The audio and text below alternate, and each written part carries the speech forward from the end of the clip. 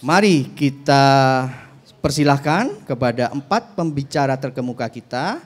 Yang pertama Bapak David Cahyana, kami mohon untuk maju ke depan. Tepuk tangan untuk Bapak David. Kemudian Ibu Martela Sirait. Tepuk tangan Ibu Martela. Berikutnya Muhammad Arsa Alamsyah. Maju ke depan, silakan. Dan yang keempat, yang terakhir Mbak Hasna Mufidah. Tepuk tangan untuk Mbak Hasna. Oke.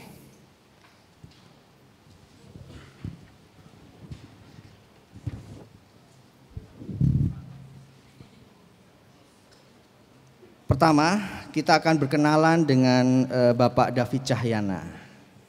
Karena tak kenal maka tak sayang. Pak David Cahyana ini adalah seorang profesional di bidang teknologi dan aksesibilitas transportasi. Beliau sudah banyak berkolaborasi dengan Pemprov DKI Jakarta dalam memberikan layanan dan juga advokasi terkait dengan aksesibilitas transportasi. Beliau menjabat sebagai Sekretaris Forum Transportasi Jalan dan Kereta Api MTI dan juga penasehat aksesibilitas GAUN. Aktif dalam audit fasilitas publik, penyusunan regulasi serta pelatihan layanan ramah disabilitas. Berpengalaman internasional terutama karena beliau lebih dari 30 tahun di IBM Pak ya. Dan juga beliau selalu berkomitmen pada transportasi inklusif yang menjadi fokus utama kiprahnya. Baik, sebenarnya nanti saya akan menanyakan ya tentang topik yang umum ya kepada semuanya, yaitu Jakarta Setara, ruang sama untuk semua. Nah, mungkin yang pertama kami persilakan Pak David. Menurut Pak David, apa sebenarnya topik ini, Jakarta Setara, ruang sama untuk semua? Setara untuk siapa? Samanya seperti apa? Semuanya bagaimana dan bagaimana sih sebenarnya lika-liku Bapak dalam mendampingi ya Pemprov DKI Jakarta tentunya untuk memberikan untuk menjamin aksesibilitas kota yang ramah disabilitas. Kami persilakan Pak David. Terima kasih Pak Endik. Kalau ada presentasinya Pak. Iya, presentasi saya cukup banyak, tapi nggak akan saya kemukakan semua. Jadi sebetulnya tadi menyambung ke pertanyaan Pak Endik, Jakarta yang setara itu seperti apa? Jadi memang mestinya memang harus untuk jadi kota global harusnya setara untuk semua. Jadi kalau dianggap setara itu adalah kelompok rentan di mana termasuk di dalamnya disabilitas, lansia, wanita dan anak-anak, itu harusnya setara ini juga akan membuat mereka-mereka tidak tertinggal, tidak ada yang tertinggal. Jadi mereka-mereka yang dapat terlayani sepenuhnya, karena menurut definisi juga bahwa disabilitas itu terjadi karena sebagian besar karena halangan di infrastruktur atau yang menghalangi teman-teman disabilitas sehingga tidak dapat melakukan partisipasinya dengan baik begitu. Jadi itu yang pengertian saya tentang setara. Jadi setara itu bukan semua harus sama begitu. Semua dapat fasilitas yang sama, tetapi setara itu adalah supaya semua dapat menghasilkan sesuatu yang sama, mendapat hal yang sama begitu. Bukan kalau dikasih kursi semua. Ada yang nggak perlu kursi, tapi ada yang juga yang perlu sesuatu sesuai dengan kebutuhan. Jadi itu yang dimaksud setara. Dan tentang setara ini sebetulnya ada dasar hukumnya. Saya cuma ada banyak hal dasar hukum, kemudian nanti akan baca visi, target, keseimbangan, ketidakinklusifan, itu contoh-contoh aja, dan keterlibatan komunitas dan tantangan untuk mengatasinya. Dasar hukumnya saya lewatkan ya, karena kalau dasar hukum kayaknya sudah tahu semua ya, atau mungkin nggak terlalu nyangkut, tapi intinya sebetulnya di dasar hukum ini bahwa semua sudah diatur. Ada Undang-Undang 45 pasal 28 tentang hak setiap individu untuk mendapat perlakuan yang sama, tentang kemudian ada yang berhubungan dengan kita disabilitas adalah Undang-Undang 8 2016. Kemudian ada undang-undang lain yang di dalamnya sudah include tentang bagaimana supaya setiap warga negara ini dapat mendapat kesetaraan begitu.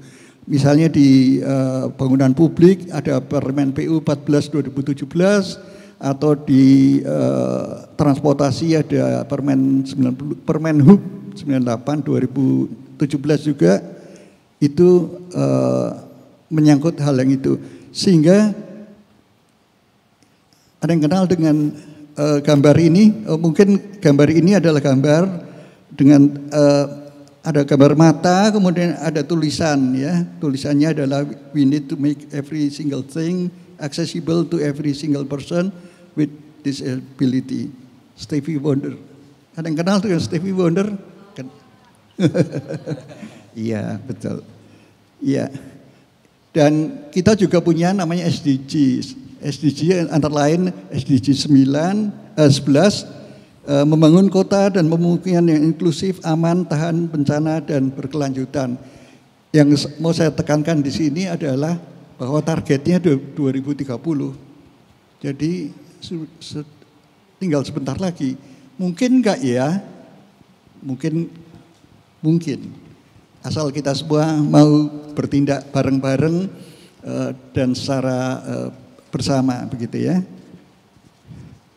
Nah, ini tentang saya dapat bagian tentang aksesibilitas. Nah, saya itu berpendapat bahwa ini segitiga keseimbangan ini saya coba renungkan begitu. Ini adalah segitiga keseimbangan, gambarnya satu segitiga, ada tulisannya fungsional, estetik, dan aksesibel. Karena kadang-kadang kita itu membuat segala sesuatu cuman fungsional aja. Kursi ya kursi begitu aja, nggak ada kayu buat bosen kan ya. Pintu ya pintu kotak, nggak usah dikasih kembang-kembang gitu, bosen. Atau juga yang estetik. Estetik itu artinya bagus, indah, tetapi kadang-kadang nggak berfungsi. Bahasa Inggrisnya muspro gitu. Jadi kita salah satu hal yang perlu adalah tentang aksesibel, supaya semua orang bisa menikmati tentang fasilitas-fasilitas atau hal-hal yang disediakan buat kita semua. Ini contoh yang estetik. Saya kasih contoh yang jelek dulu. Yang di kiri itu gambar atas adalah gambar satu trotoar bagus, dari ubin yang bagus, dari ada ubin pemandunya bagus juga, lurus, tapi tidak fungsional, tidak aksesibel juga itu. Yang di kanan, yang di tengah adalah gambar ubin pemandu di halte Kuitang. Gate-nya itu supaya imbang, kanan dan kiri dibuat sama. Yang tengah untuk kursi roda, tapi yang kanan kiri dibuat sama. Bagus kan? Estetik, tapi membingungkan, tidak aksesibel. Karena yang satu bukannya pintunya sebelah kiri, kalau kita ngetap masuknya dari sebelah kiri, yang satu kalau ngetap masuknya di sebelah kanan. Jadi nggak konsisten itu. Misalnya satu lagi di gedung imigrasi di Jakarta Utara ini, ada ubin pemandunya nggak ke pintu tapi ke tembok ya. Jadi mungkin agak nabrak gitu. Yang di bawah ada gambar ubin pemandunya siksak gitu. Ya, itu karena nggak tahu bagaimana supaya tampil main. Yang di bawah tengah adalah gambar Dina, itu taman pedestrian plaza di stasiun Manggarai. Bagus itu, jadi ubin pemandunya dibuat melingkar ke taman yang di tengahnya. Ada satu taman di tengahnya, bagus secara arsitektural. Tapi untuk teman disabilitas netra, butuhnya seperti yang di kanan bawah. Kalau saya mau lurus ya lurus saja, kenapa harus memutar bundaran begitu? Ya, itu. Ini adalah contoh yang lain lagi. Ada stasiunnya ada batas garis keamanannya ternyata terlalu sempit, ada tiang sehingga teman kursi roda harus di posisi area yang berbahaya. Di bawah ada gambar, ada selokan, ada ruji-rujinya itu searah dengan jalur kursi roda. Kursi rodanya kecil, rodanya kejeblos gitu kan. Ya itu. Harusnya melintang begitu. Nah, di sebelah kanan ada itu antara halte Galunggung ke halte Duku Atas. Dulunya pakai rem, tapi sekarang ada tangga di tengah. Membuat tidak akses buat kita semua. Yang di tengah itu stasiun di Ranseke. Ini contoh-contoh yang perlu perencanaan lebih baik. Ada gambar ubin pemandu yang mengarah ke selokan, ada gambar ubin pemandu yang berkelok-kelok karena menghindari tiang, mestinya tiangnya dipindahin. Ada gambar penyeberangan yang di tengahnya, di medianya ada pulau-pulau sehingga tidak bisa dilalui kursi roda. Ada gambar lagi loket yang terlalu tinggi, ada gambar stasiun Jatinegara itu. Liftnya pencetannya terlalu tinggi begitu. Atau gambar juga yang huruf braille-nya, ada huruf braille-nya di liftnya, ada tombolnya, ada huruf braille-nya, tapi huruf braille-nya tidak terbaca. Tusingnya nggak cocok. Jadi entah tusingnya pakai tusing siapa saya nggak tahu. Tusing tahu ya? Ada teman netra di sini? Tidak ya. Jadi saya mungkin nggak akan menggambarkan secara detail ya. Jadi tusing itu tulisan singkat. Ada apa? Tempat penyeberangan terlalu tinggi juga. Tong sampah juga. Kemudian di gambar di kanan bawah itu di tempat wudhu di salah satu musola di stasiun LRT. Ya, baik. Kerannya pakai ini, ya. Jadi ya, baik. Ini adalah supaya mungkin nanti kali ya. Ini bagaimana kita bisa berperan untuk dalam pembangunan kita. Saya serahkan kembali dulu nanti. Menarik nih ya Pak David ya. Sebenarnya kita juga sudah lama ya isu disabilitas ini diadvokasikan ya. Cuman ternyata pada prakteknya ini banyak praktek-praktek yang salah gitu ya. Nah nanti kita akan perdalam tuh Pak David terkait dengan rekomendasi yang dibutuhkan. Berikutnya kita akan lebih luas lagi ya melihat kalau kita ingin membuat ruang yang sama, terus kemudian kota ini juga ekspresinya juga sama, memberikan kesempatan yang sama. Tentunya tadi Pak David juga sudah menyampaikan kaitan dengan dari bidang aksesibilitas ya. Nah kaitan dengan ekonomi kita punya narasumber berikutnya yaitu Ibu Martella Sirait. Beliau adalah CEO dan founder Konekin, yaitu leading impact platform untuk edukasi dan pemberdayaan disabilitas. Nah, apa hubungan Konekin dan pemberdayaan disabilitas? Nah, kita akan kupas ke Ibu Mbak aja ya, Mbak nih, kakak ya, kakak Martella Sirait terkait dengan pemberdayaan disabilitas seperti apa? Silakan. Oke, selamat siang teman-teman semuanya. Lemes banget ya, hujan, habis makan. Ada yang ngantuk di sini? Ngantuk tuh, jujur. Oke, saya usahain supaya nggak ngantuk ya. Oke, saya sebelum jelasin slide saya cuma 3, singkat sekali. Saya pengen tanya, di sini siapa yang baru lulus kuliah? Oke, siapa yang sudah berbulan-bulan melamar kerja tapi belum dapat pekerjaan? Banyak juga. Siapa yang masih sekolah? Ada, ya. Keresahannya sama. Semua yang lagi sekolah, yang lagi kuliah, yang baru lulus kuliah, yang udah berbulan-bulan apply sana sini tapi nggak dapat pekerjaan, semuanya mengalaminya. Bedanya kalau teman-teman disabilitas itu 2-3 kali lebih susah dapat kerja. Percaya nggak? Ya, di sini ada data saya sebutin. Jadi tahun lalu 2024 Kementerian Ketenagakerjaan tuh merilis sebuah data bahwa di 16 provinsi hanya ada 944 pekerja disabilitas. Coba yang jago matematika per provinsi rata-ratanya berapa? 944 bagi 16. Lama nih, kebiasaan pakai ChatGPT kayaknya. Oke ya, tapi intinya tuh sangat sedikit ya. Itu fakta yang pertama, sangat menyedihkan. Yang kedua, kalau teman-teman lihat di sini tuh ada provinsi yang terbanyak merekrut pekerja disabilitas dari 944. Ada nggak Jakarta di sini? Nggak ada, adanya paling banyak Jawa Barat, kemudian Jawa Tengah, Bali, Jawa Timur, Kepri, Sumatera Utara, Lampung, Sulawesi Selatan. Mana kota kita? Nggak ada di 10 besarnya. Tandanya sudah jumlahnya sedikit 944 di 16 provinsi, provinsi kita pun tidak masuk di dalam 10 provinsi yang paling banyak merekrut. Ya, itu menyedihkan yang kedua. Apa sih yang menyebabkan kok sebenarnya jadi susah banget ya cari kerja, terutama untuk teman-teman disabilitas yang 2-3 kali lebih susah.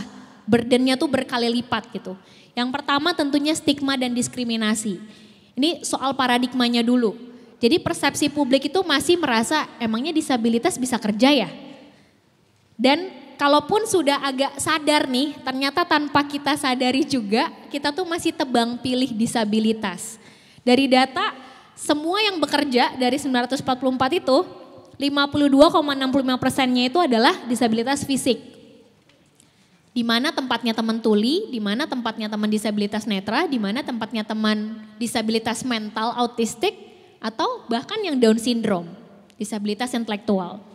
Kemudian disabilitas mental dan intelektual masih dianggap tidak mampu bekerja. Jadi kalau ketemu sama teman autis atau misalnya teman-teman yang punya bipolar, skizofrenia, kami dikonekin sering dapat pertanyaan gitu ya dari ketidaktahuan. Nanti kalau kerja jam 12 siang dia ngamuk nggak? Ya, jadi bayangannya mungkin videonya Marsyanda beberapa tahun lalu gitu, di mana nanti tiba-tiba kalau lagi kalau kata mereka quote and quote kambuh gitu ya, itu gimana di kantor seperti itu gitu. Jadi masih persepsi dan stigmanya masih kuat sekali. Atau misalnya teman-teman disabilitas intelektual, kan IQ-nya di bawah rata-rata emang bisa kerja. Kurang jauh mainnya, mungkin harus ke India ngelihat bahwa ada satu hotel yang mempekerjakan housekeepernya adalah disabilitas intelektual, teman-teman Down syndrome. Karena kalau kita diajakin lomba ngelipat spray gitu ya, yang menang adalah teman-teman Down syndrome. Mereka sangat jago dengan pekerjaan yang berulang atau retensi gitu ya. Nah kemudian yang kedua, nggak bisa dipungkiri supply-nya juga kecil. Jadi partisipasi kerjanya rendah karena sebenarnya teman-teman disabilitas yang bisa sampai ke perguruan tinggi itu hanya 2,8%. Ya, kebayang dari semua fakultas atau universitas di Indonesia, berapa universitas sih yang menerima mahasiswa berkebutuhan khusus? Masih sedikit gitu. Udah pun diterima misalnya kayak UI gitu ya. Teman-teman disabilitas bukan gak pintar makanya jarang yang masuk UI. Tapi UI mungkin tidak menawarkan beasiswa. UI belum membuka semua fakultasnya untuk teman-teman disabilitas. Akhirnya lebih banyak kuliahnya di mana? Unpam, Pamulang. Terutama teman-teman disabilitas netra gitu. Nah selanjutnya latah pelatihan UMKM. Ya, kalau di sini ada yang bekerja, kantornya punya CSR, biasanya banyak tuh, oh kita bikin pelatihan UMKM aja gitu. Karena latah pelatihan UMKM, ada satu stigma baru yang muncul. Penyandang disabilitas tuh takdirnya jadi wirausaha. Ya, padahal nggak semua orang bisa berbisnis. Even orang yang lahir di keluarga yang pebisnis pun belum tentu dia bisa berbisnis gitu. Tapi karena dilatih semuanya seolah-olah penyandang disabilitas itu memang takdirnya jadi wirausaha. Nah, yang ketiga tentunya dari sisi demand. Jadi kalau ngomongin ketenaga kerjaan itu kita ngomongnya dari 3 sisi. Paradigma, supply, dan demand. Dari demand di 2016 tadi Pak David sudah sebutkan ya ada undang-undangnya. Ada mandat 1% untuk perusahaan swasta, 2% untuk BUMN dan BUMD. Tapi baru 1,76% dari perusahaan di Indonesia yang sebanyak itu yang baru merekrut pekerja disabilitas. Dan masih banyak perusahaan yang nakal dengan cara praktik kerjanya misalnya kita bikin program tapi nggak lanjut. Kita bikin intern 3 bulan tapi nggak lanjut. Atau kita kontrak aja. Padahal kontrak cuma maksimal 5 tahun tapi diperpanjang terus gitu ya. Itu kita pernah ketemu satu BUMN besar yang melakukan praktik seperti itu. Untungnya sekarang udah tobat. Gitu. Jadi 3 hal ini yang membuat kesempatan kerja itu tadi kalau Pak David bilang tidak setara. Karena setara itu adalah outputnya. Inputnya bisa beda-beda karena tiap ragam disabilitas pun kebutuhannya berbeda. Cuman kita pengen outputnya sama ya. Nah, yang Konekin lakuin sebenarnya untuk 3 problem tadi, 1 untuk paradigma. Saya yakin kalau misalnya ini bukan Jakarta Future Festival, teman-teman mungkin di sini nggak akan mau datang kalau judulnya adalah workshop terbatas untuk atau FGD untuk Jakarta yang lebih setara. Apaan tuh Sabtu disuruh yang mikir-mikir gitu ya, Senin sampai Jumat udah pusing gitu ya. Sabtu disuruh mikir, tapi karena acaranya fun, jadinya pada mau datang kan gitu. Nah yang kita lakuin adalah awareness dari sisi bikin inclusive event gitu. Jadi tiap tahun misalnya Konekin bikin pesta inklusif, tahun lalu juga ngadainnya di tim gitu ya. Kita ngundang semuanya orang buat have fun, tanpa mereka sadari pada saat mereka joget-joget, yang nyanyi disabilitas, yang main drumnya disabilitas. Akhirnya paradigmanya jadi berubah. Yang awalnya paradigmanya, kayaknya nggak bisa kerja deh, ternyata bisa kok gitu. Yang kedua, di Konekin kita punya inklusi 3. Inklusi 3 itu adalah program untuk tenaga kerjaan, tapi untuk memantik tenaga kerja disabilitasnya. Mulai dari mempersiapkan mahasiswa disabilitas supaya siap kerja, kemudian kalau ada yang statusnya job seeker atau pencari kerja juga kita tingkatin capacity buildingnya, gimana cara nego gaji, gimana cara bisa bikin interviewnya ekspresif gitu ya, dan lain-lain. Dan yang ketiga berkarya, kalau udah keterima kerja, kita juga sadar bahwa orang tuh butuh komunitasnya. Untuk berkeluh kesah ya, kadang-kadang curhatin perusahaannya tuh perlu juga gitu. Jadi kita bikin end to end. Dan yang terakhir diain bisnis. Karena kita tahu perusahaan itu kadang-kadang clueless. Bukan mereka nggak mau rekrut, tapi bingung dari mana ya ngambil talentnya. Terus kalau saya mau ngerekrut tunanetra semuanya harus pakai braille ya di kantor saya. Masih banyak kekhawatiran dan pertanyaan dan ketidaktahuan itu. Makanya kita juga ngelatih atau ngetraining si perusahaannya. Termasuk tadi nyambung Pak David bilang, seharusnya gedung publik itu kan aksesibel. Nah, Konekin ngelakuin accessibility assessment dengan melibatkan 4 fasilitator disabilitas. Jadi nanti asesornya adalah teman-teman disabilitas langsung. Misalnya udah ada bidang miring, ternyata pas dicoba sama kursi roda, terlalu curam nih Pak gitu. Bahkan saya pernah bercandain, ini saya yang non disabilitas pulang-pulang jadi disabilitas nih kalau curam begitu ya. Jadi kadang-kadang gak sesuai sama speknya ya. Nah ini yang terakhir.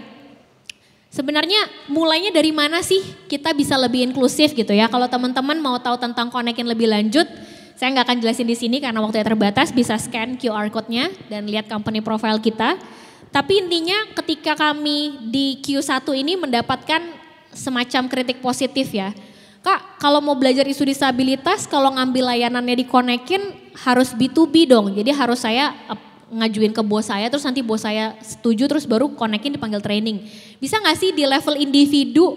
Misalnya saya adalah seorang praktisi HR, saya pengen tahu cara ngerekrut teman-teman disabilitas gimana. Oke, kita pikirin. Habis itu ada lagi, anak saya disabilitas, saya bingung mau masukin sekolah di mana. Konekin bisa bantuin gak? Oke, kita tampung dulu.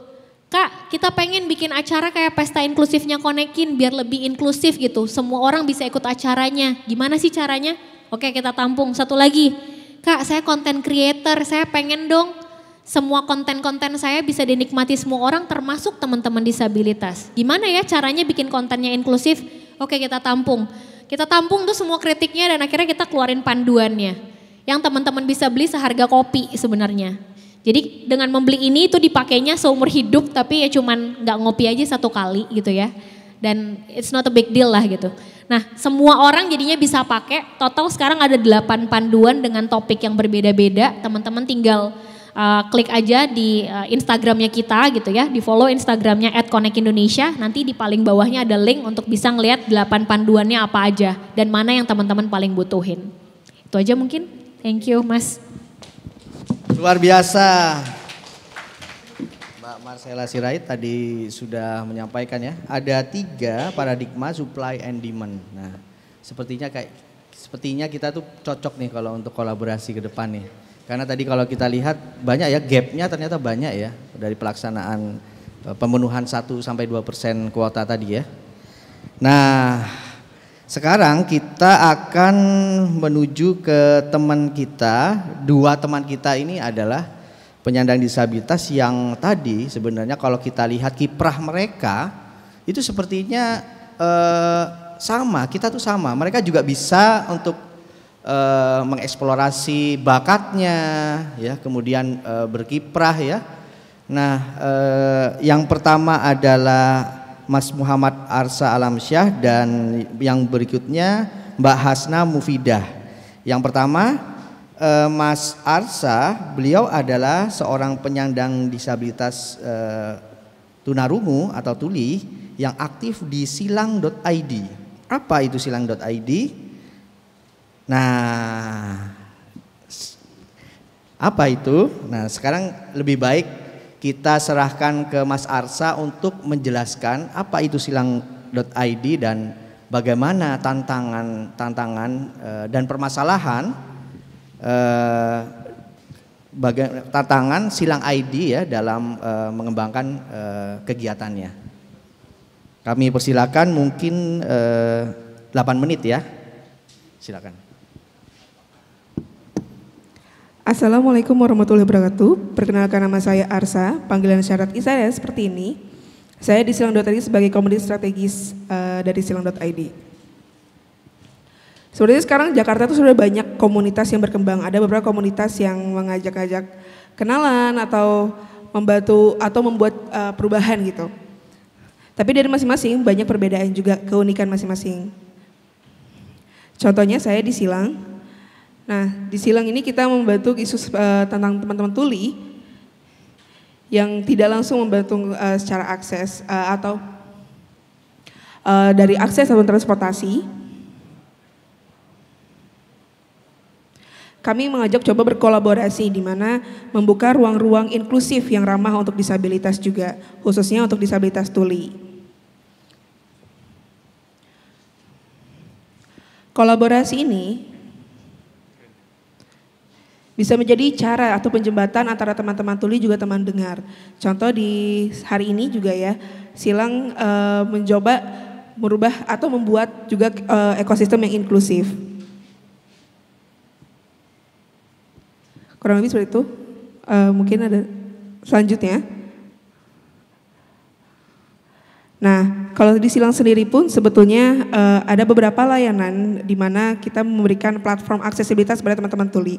Salah satunya ada layanan juru bahasa isyarat atau Silang Interpreting, di mana Silang Interpreting ini bisa secara offline online. Kemudian ada Silang Video Translation untuk bisa membantu penjembatani untuk juru bahasa isyarat di bahan publikasi.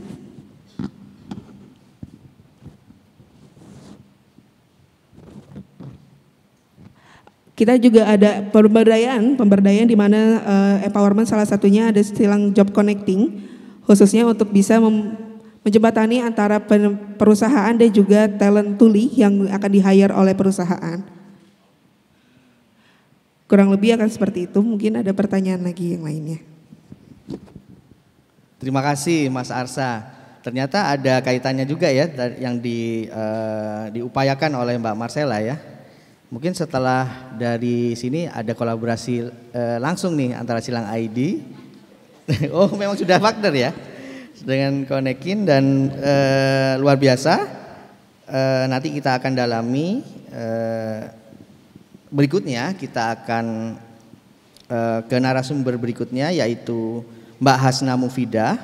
Beliau adalah seorang aktor sekaligus sutradara dan aktivis tuli yang memiliki hasrat untuk mengangkat budaya tuli melalui seni. Karyanya mencakup berbagai ekspresi kreatif mulai dari teater, musik, dan film hingga kampanye sosial yang bertujuan untuk membangun advokasi. Wah, luar biasa nih. Serta mewujudkan karya seni inklusif yang mengutamakan kesetaraan. Wah, jadi kepo nih, seperti apa sih sebenarnya bentuk yang Mbak Mufi ini karyakan ya. Mungkin kepada Mbak Mufi bisa sampaikan kepada kita semua.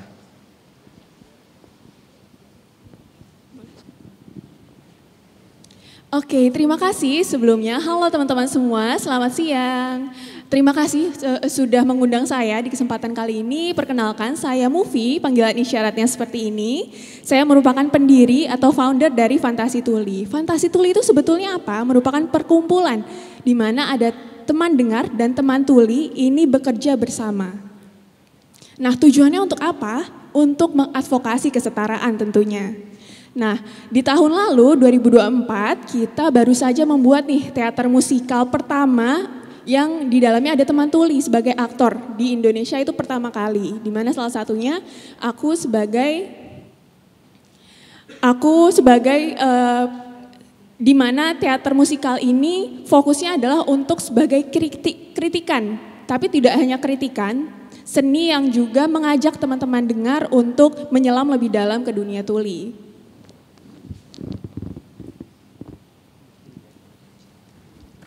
Mungkin dari saya cukup sekian.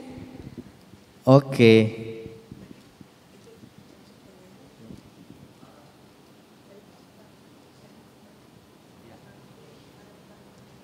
Oke, cukup luar biasa Mbak Mufi.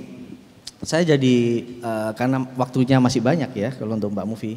Sebenarnya apa karya-karya yang mungkin bisa dikolaborasikan ya, dikolaborasikan dengan pemerintah mungkin ya, atau perusahaan gitu ya, yang biasanya kita juga punya gap ya, kita punya gap di pemerintah juga. Tidak semua dinas itu juga memiliki pemahaman yang sama ya terkait dengan bagaimana isu-isu disabilitas ini.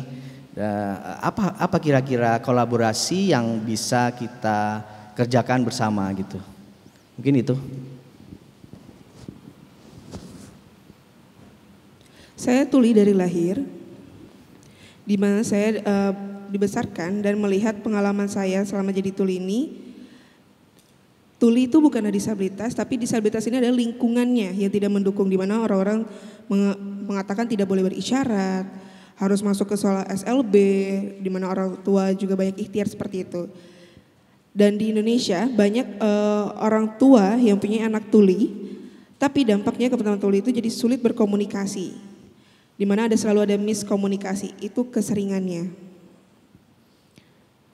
Yang kedua, secara kurikulum di SLB kesetaraannya masih rendah, kurikulumnya berbeda gitu. Untuk SMP SMA secara general itu umum bahasa atau kurikulumnya secara umum. Teman-teman tuli mau mencapai hal tersebut, tapi permasalahannya di universitas yang khusus untuk tuli itu tidak ada. Dan di sekolah di universitas umum pun akses belum semuanya merata.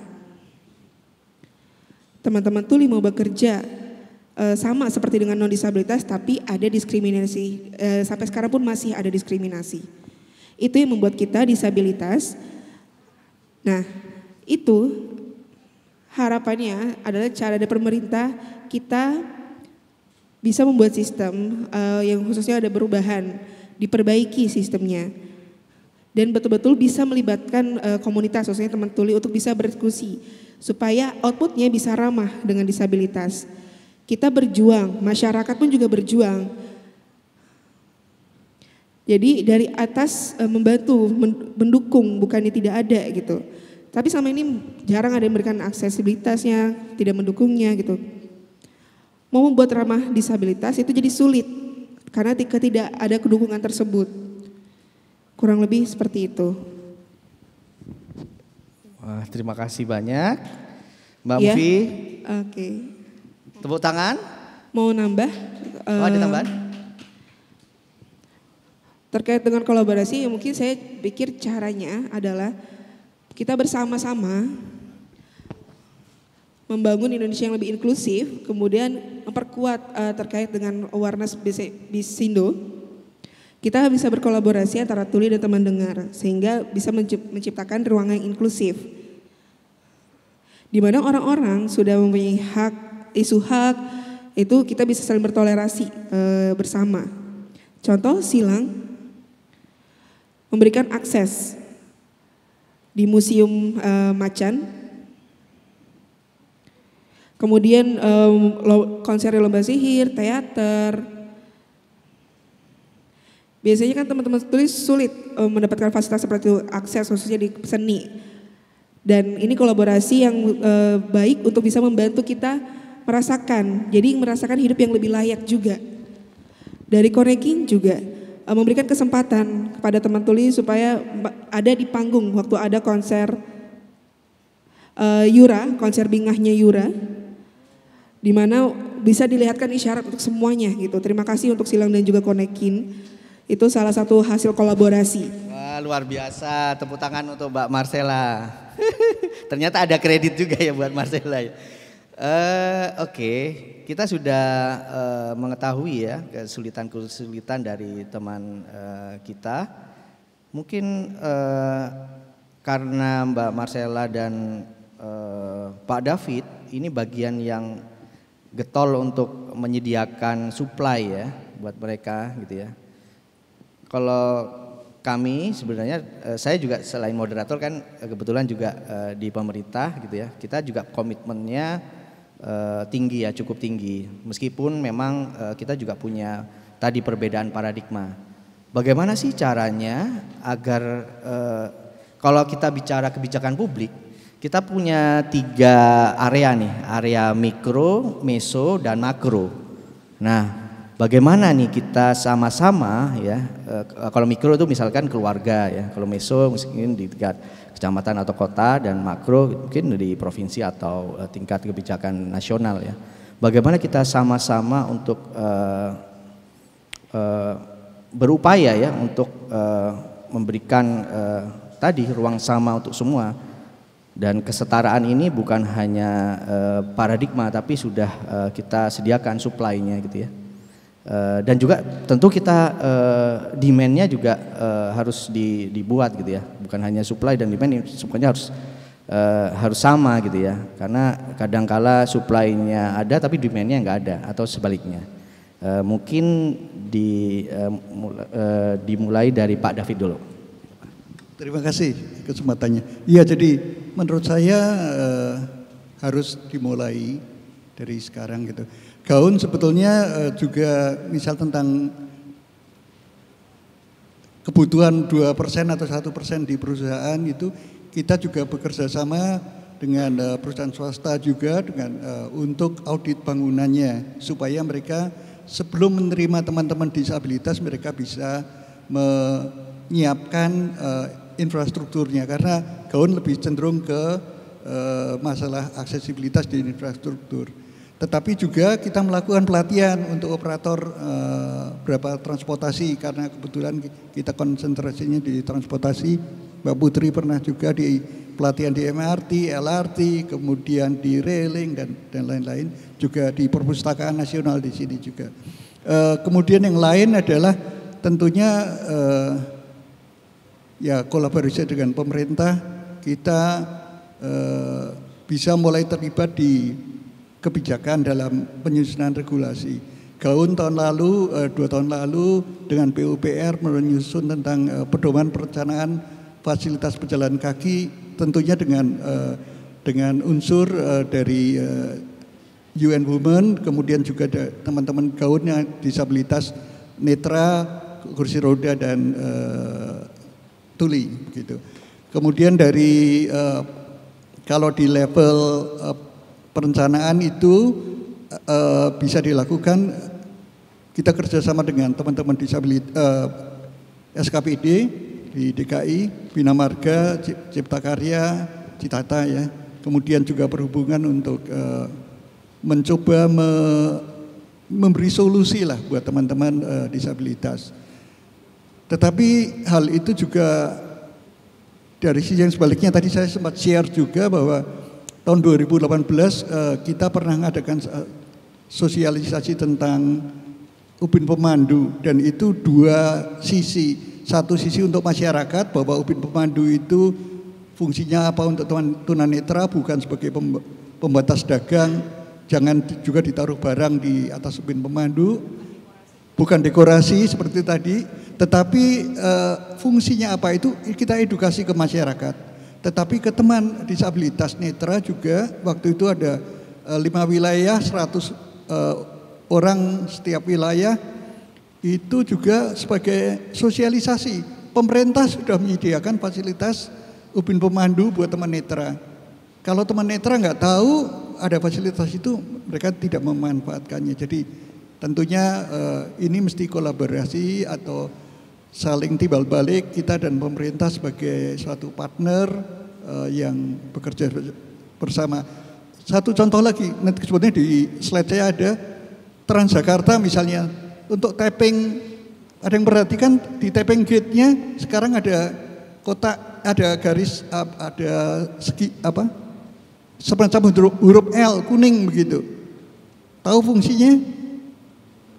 Itu tidak karena waktu kita nge-tap di halte Transjakarta tidak teraba oleh teman netra, tapi dengan adanya bantuan itu bisa dudukan, jadi kartunya bisa diletakkan di fungsi tempat yang tepat. Juga kalau di slide saya sebetulnya ada juga satu bollard itu tempat apa namanya untuk supaya kendaraan nggak bisa menerobos. Kalau terlalu lebar motor menerobos, kalau terlalu sempit kursi roda nggak bisa masuk. Kita coba inovasi riset di develop namanya Portal S macam begini, sehingga teman kursi roda bisa masuk, ibu membawa stroller bisa masuk, tapi sepeda motor tidak bisa melintas begitu.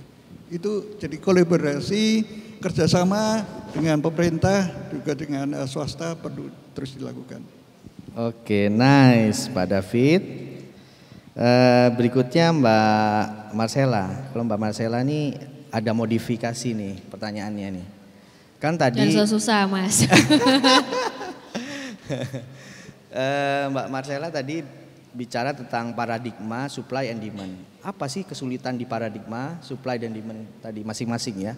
Misalkan gini, oke tadi Pak David sudah ternyata SKPD kita juga sudah kerjasama nih.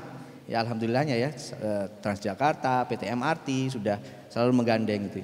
Tapi bagaimana sebenarnya kita bisa sampai ke unit keluarga misalkan. Untuk tadi ada permasalahan mungkin paradigma masyarakat menganggap itu sebagai sebuah hal-hal yang tabu atau kurang pede jika anaknya punya penyandang disabilitas gitu ya. Dan tadi direspon oleh Mbak Mufi, ternyata disabilitas itu bukan dari orangnya tapi lingkungannya gitu. Nah, bagaimana kita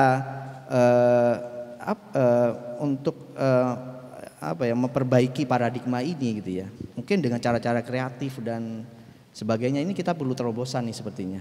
Tuh silakan Mbak Mat. Iya. Siapa di sini yang kalau ada ponakan atau adenya lagi ke mall atau ke taman gitu ya, terus ngelihat teman-teman ada yang Down syndrome, dia nanya, ini masih kecil nih anaknya. Saya punya anak 3 tahun yang masih suka bertanya, itu apa, itu kenapa gitu. Terus nanya ke kalian, itu kenapa? Kalian jawab apa biasanya?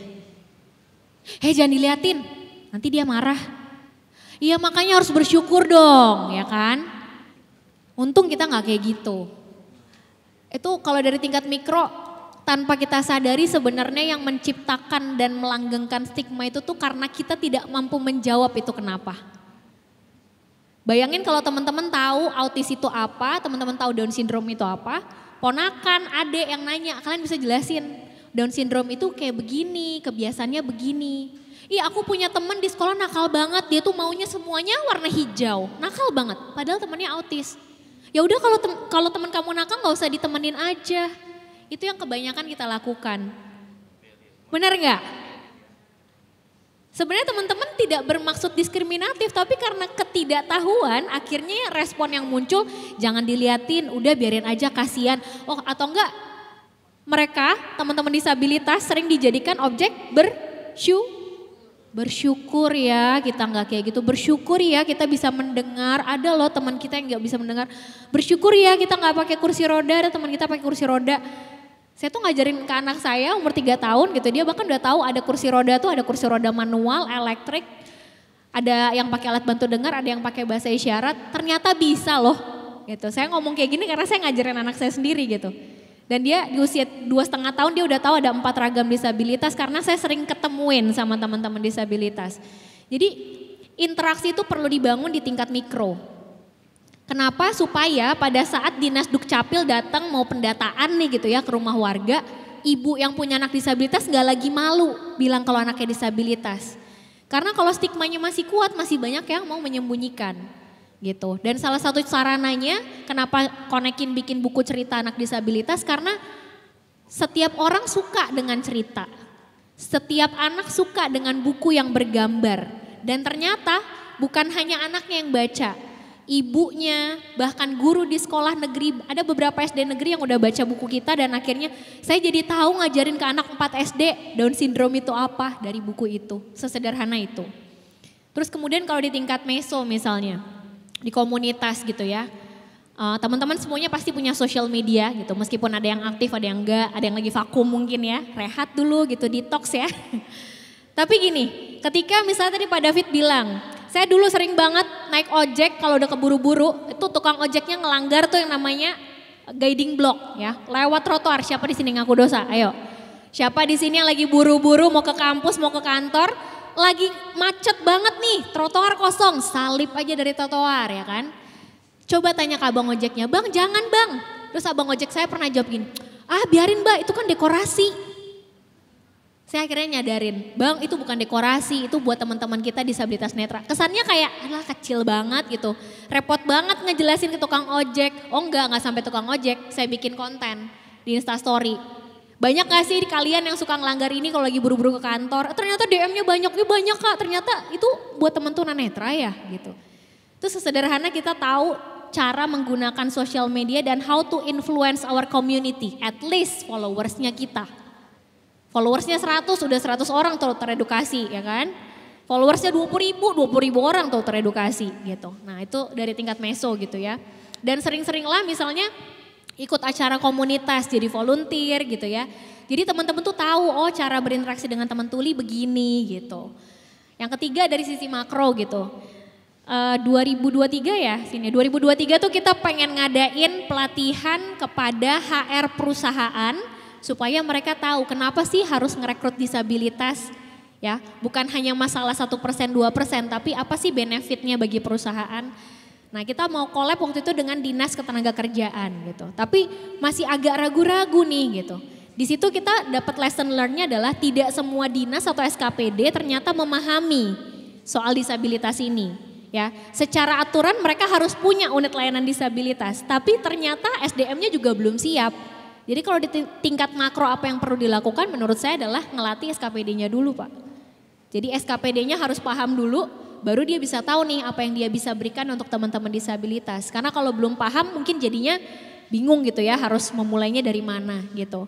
Dan yang terakhir tentunya gitu ya, tadi saya sama Cynthia dari Konekin tuh nanya, ini teman-teman juru bahasa isyarat tugasnya hanya di workshopnya kita, atau sebenarnya ada di semua acara di Jakarta Future Festival?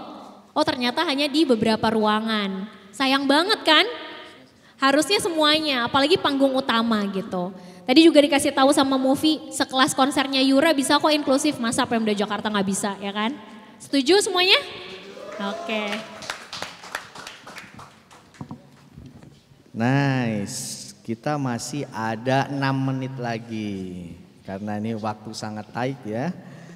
Mungkin 6 menit ini kita akan isi dengan penutup nih, closing statement. kami mohon kasih closing statement yang benar-benar menggugah gitu ya. Nggak apa-apa kalau Mbak Mufi mau acting juga nggak apa-apa di sini, agar kita semua itu bisa tahu bagaimana sih sebenarnya ya, misalkan bagaimana sih talenta ya teman-teman gitu ya dalam menginspirasi kita. Begitu juga dengan Pak David dan Mbak Marcella, mungkin harus ada keyword-keyword yang benar-benar menggugah ya di statement, di closing statement yang terakhir ini. Mungkin kami persilahkan ke Mbak Mufi dulu. Silakan.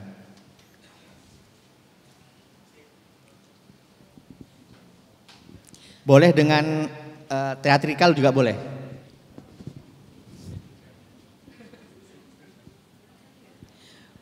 Mau nyanyi lagu mungkin ya? Oke, sebetulnya untuk lagu Fantasi Tuli sendiri, kita itu ada kemarin teater musikal itu dimasukkan ke Spotify, yaitu dari Teater Musikal Dengar Isyaratku, dan teman-teman bisa dengerin nih lagu-lagu yang kita tayangkan di teater musikal itu dari Spotify. Nah, mungkin teman-teman ada yang sudah pernah dengerin untuk lagu-lagunya? Oke, mungkin boleh tolong di play kali ya musiknya? Supaya teman-teman tahu nih dari lagu Sunyi Dalam Bunyi. Di Spotify ada nih Kak, mungkin boleh dibantu? Oke. Kalau nggak bisa tapi nggak apa-apa sih ya. Sementara dibantu, cuman sambil sambil jalan, sambil dibantu, kita mungkin ke Mas Arsa. Ke Mas Arsa dulu sambil menunggu. Dari aku sendiri ingin bilang terima kasih JFF sudah mengundang kami, terutama Silang ID. Di sini teman-teman mungkin sudah akhirnya sadar ya terkait dengan tantangan kami. Yang pertama yaitu akses dari sistemnya sendiri yang memang belum akses. Kemudian yang kedua mungkin dari sini teman-teman jadi tahu ya, dari talk show ini ternyata contohnya captioner itu tidak ada. Kemudian mungkin isu-isu seperti teman-teman untungnya sudah datang ya di sini, jadi mungkin sudah tahu. Oh, mungkin belum tahu nih gimana sih caranya teman tuli dan teman dengar itu berkomunikasi dan lain sebagainya. Nah, akhirnya di sini sudah paham nih. Oh, ternyata aksesibilitas untuk teman tuli itu seperti ini. Kemudian yang kedua, nah dari internal komunitas sendiri, kalau ingin teman-teman ikut untuk bisa ikut dalam diskusi kebijakan, untuk bisa menambah perspektif ya dari kebijakan tersebut, contohnya adalah menambah aksesibilitas dan lain sebagainya, ya berarti harus ada prosesnya atau ada tahapannya, ada 5, yaitu yang pertama ikut diskusinya, kemudian yang kedua, kemudian setelah diskusi, dalam penyusunannya itu juga ikut dalam implementasinya. Kemudian juga ikut dalam monitoring dan juga evaluasinya dari kebijakan tersebut. Nah, kemudian untuk tantangan-tantangannya, selain kesadaran ya, mungkin teman-teman masih belum paham nih kebutuhan-kebutuhan dari teman-teman tuli. Nah, dari Silang tentunya siap sekali nih untuk misalkan dari dasarnya dulu nih mengajarkan teman-teman Bisindo. Nah, yang penting sekali terakhir yaitu pemahaman terkait dengan teman-teman tuli, bahwa teman-teman tuli itu ingin pendapatnya bisa didengarkan. Supaya apa? Supaya komunikasi yang dihasilkan setara. Seperti itu dari kami, terutama dari Silang. Semoga untuk teman-teman misalkan ada yang mau tertarik nih kolaborasi dengan kita, bisa sekali follow Instagram silang.ig. Oke, baik. Oke, nice. Terima kasih. Mas Arsa, tepuk tangan. Karena sudah siap ya dari Mbak Mufi, silakan. Tayangannya ditayangkan.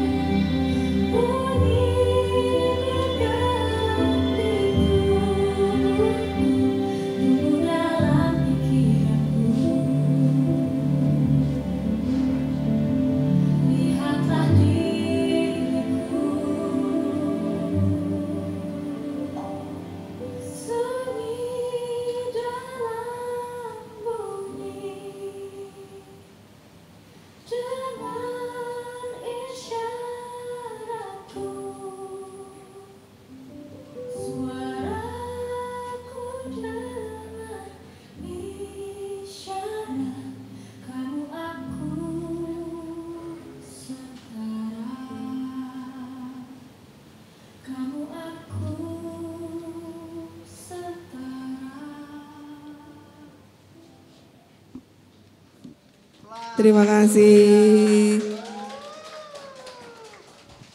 Luar biasa, terima kasih. Penutup yang sangat ini ya, di hati ini sangat menyentuh ya. Terakhir kita akan dengarkan, mungkin karena sudah habis waktunya ya. Saya minta closing statement diwakili dengan 5 kata saja masing-masing. Tidak lebih dari 5 kata. Silakan. Susah nih ya. Ini diskriminasi nih sebenarnya nih Kak Endik nih. Oke. Kalau dari saya 5 kata ya. Jadi inklusif, bukan pilihan, kebiasaan. Oh, keren. Saya ngitungnya aja susah gitu ya. Menurut saya infrastruktur yang inklusif ini investasi bukan cost, dan perlu bantuan dari teman-teman Gen Z yang muda ini. Terima kasih.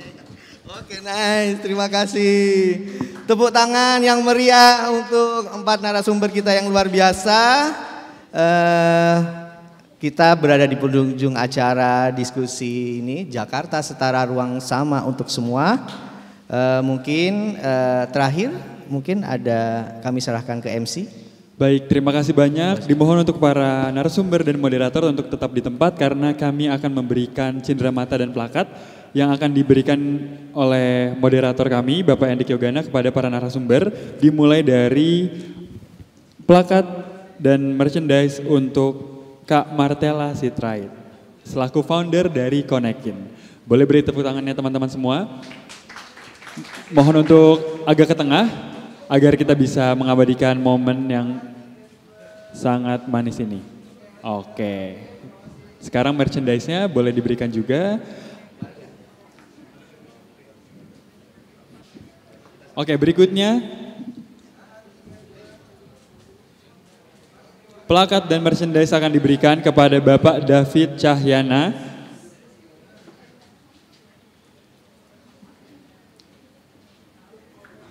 sebagai Accessibility Advisor dari Gaun. Diberikan langsung oleh moderator kami, Bapak Endik Yogana.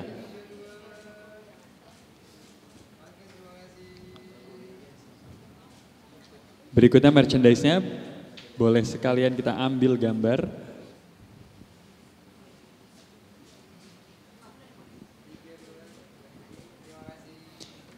Berikutnya kepada Mas Muhammad Arsa Alamsyah dari silang.id untuk bisa menerima plakat dan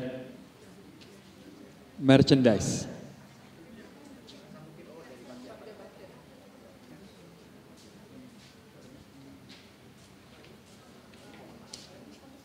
Dimohon untuk tetap berada di tempat untuk mengabadikan dokumentasi terbaik.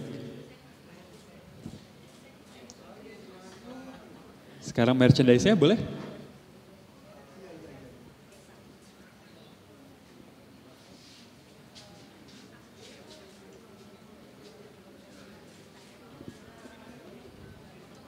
Baik.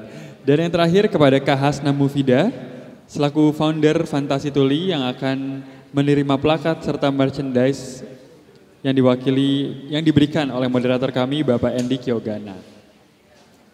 Selanjutnya boleh bersiap Kak Martella dan Mas David untuk berfoto bersama plakatnya ya. Serta Mas Muhammad Arsa Alamsyah juga.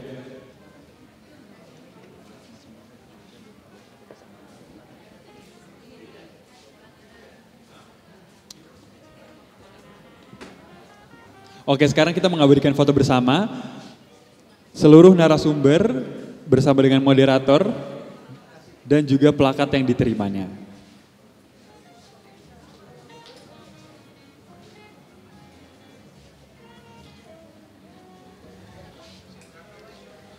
Boleh bergaya, 3, 2, 1. Sekali lagi, 3, 2, 1. Terima kasih. Oh, 5, kita ngasih angka 5 ya sebagai tanda 5 abad. Oke. Baik, terima kasih banyak. Tim dokumentasi, terima kasih banyak kepada narasumber. Oke, baik. Barusan kita juga sudah disadarkan bahwa akses setara adalah soal keadilan. Bahwa kota yang hebat bukan hanya memfasilitasi yang kuat, tapi juga memberi ruang bagi yang tak selalu didengar. Terima kasih kepada narasumber yang terhormat yang sudah membuka mata kami semua bahwa keberagaman bukan beban, tapi menjadi kekuatan kota Jakarta. Tidak lupa kami juga ingin berterima kasih kepada sponsor dari Jakarta Future Festival 2025, yaitu PT Bank DKI, PT Pembangunan Jaya, PT Bali Towerindo Sentra, PT Grab Teknologi, PAM Jaya, PT Jakarta Industrial Estate Pulau Gadung, PT Transportasi Jakarta, PT Food Station Cipinang Jaya, Permuda Dharma Jaya, PT Multi Citra Purnama, PT Vektor Teknologi Mobilitas, Permuda Paljaya, Permuda Pasar Jaya, PT Kawasan Berikat Nusantara, PT Jam Krida Jakarta, Perumda Pembangunan Sarana Jaya, PT Pembangunan Jaya Ancol, dan PT Sewu Segar Nusantara. Boleh beri tepuk tangannya kepada sponsor kami. Dan demikian rangkaian acara sesi 2 pada siang hari ini. Boleh tetap nanti di sekitar tim, jadi bisa menghadiri sesi ketiga. Saya pamit undur diri. Wassalamualaikum warahmatullahi wabarakatuh.